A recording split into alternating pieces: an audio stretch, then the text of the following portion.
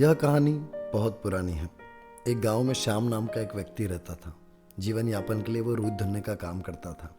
वो बहुत मेहनती और खुशमिजाज था। इस कारण लोग उसके भाग्य से ईर्ष्या करते थे कि कोई अपने जीवन में इतना खुश कैसे रह सकता है।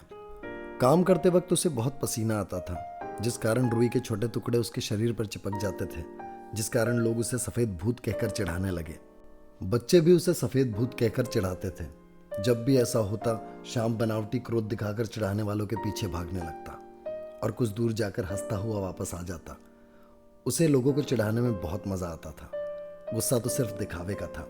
जिस दिन उसे कोई ना चिढ़ाता, उसे बहुत दुख होता था। अक्सर लोग उससे पूछा करते थे कि तुम इतने मस्त और सुखी कैसे रहते हो। तब वह हंसकर कहता था, मैं किसी चीज़ की इच्छा नहीं करता, तभी तो सुखी रहता हूँ। एक दिन एक व्यक्ति उसके पास आया और बोला, आज मैं तुम्हारी खुशी का राज जानकर ही रहूंगा। इस परेशानियों से भरे ज़माने में भी तुम इतने खुश और मस्त कैसे रह सकते हो। पहले तो श्याम ने उसे टरकाने की कोशिश की, मगर जब वह हाथ पांव धोकर उसके पीछे पड़ गया तो उसने रहस्य बताया। एक दिन रुई धुनते धुनते मेरा धनुष टूट गया। मेरा काम बंद हो गया, इसलिए मैं फौरन लकड़ी लेने जंगल पहुंचा। मुझे वहां एक पेड़ दिखाई दिया। उस पेड़ की लकड़ी धनुष के लिए उपयुक्त थी। मैंने पेड़ के पास जाकर उसके तने को काटना शुरू किया। जैसे ही मैंने पहली कुल्हाड़ी पेड़ के तने पे मारी, मुझे आवाज़ आई, श्याम भाई, मुझे मत काटो। पहले तो मुझे लगा कि यह मेरा भ्रम है, भला पेड़ कैसे बोल सकता है। इसलिए मैंने फिर पेड़ काटना शुरू कर दिया। पर जैसे ही मैंने कुल्हाड़ी दोबारा तने पर मारी, फिर आवाज़ आई, भाई रहम करो मुझ पर। मुझे लगने लगा ये सब मेरा भ्रम है, पर आवाज़ तेज़ होती गई। मैंने पेड़ काटना बंद ना किया। फिर उस आवाज़ ने मुझसे प्रार्थना की, भाई तुम जो चाहे मांग लो, मुझसे जो चाहते हो मैं तुम्हें दूंगा, पर मुझे छोड़ दो, मुझे मत काटो। मैं तुम्हें इस देश का राजा तक बना सकता हूँ। मैंने उस पेड़ से कहा, हे वृक्ष देवता, मुझे राज नहीं चाहिए। मैं मेहनत से काम करना और ईमानदारी से जीना चाहता हूँ। इसलिए मुझे 2 हाथ और पीछे 2 आंखें और दे दो। वृक्ष ने मुझे मुंह मांगा वर दे दिया। जब मैं 4 हाथ और 4 आंखें लिए गाँव में लौटा तो लोगों ने मुझे प्रेत समझा और मुझे पत्थरों से मारने लगे। जो भी देखता वह मुझे पत्थर से मारता और मुझे देख के डर के भाग जाता।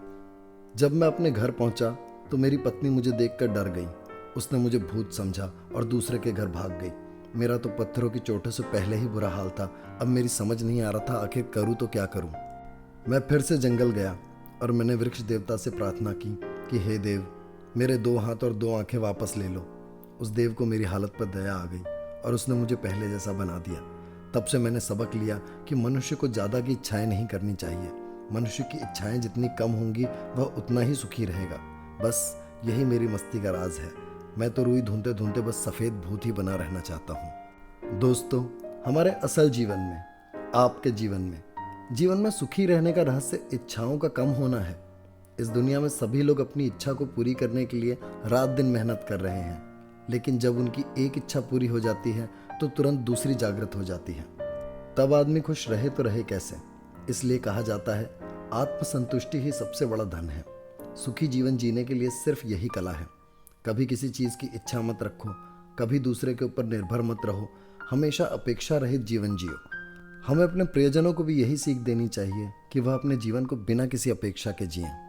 ज़रूरत तो है बस रोटी, कपड़े और मकान की, पर इच्छाएं तो अनंत हैं हमारी झूठी शान की। आशा करता हूँ ये कहानी आपके जीवन में कोई भूमिका निभा पाए। आप देख रहे हैं निश्वसिता। ऐसी ही प्रेरक कहानियों के लिए जुड़े रहें निश्वसिता से। शेयर करें, सब्सक्राइब करें ताकि प्रेरणा सब तक पहुँचे। धन्यवाद।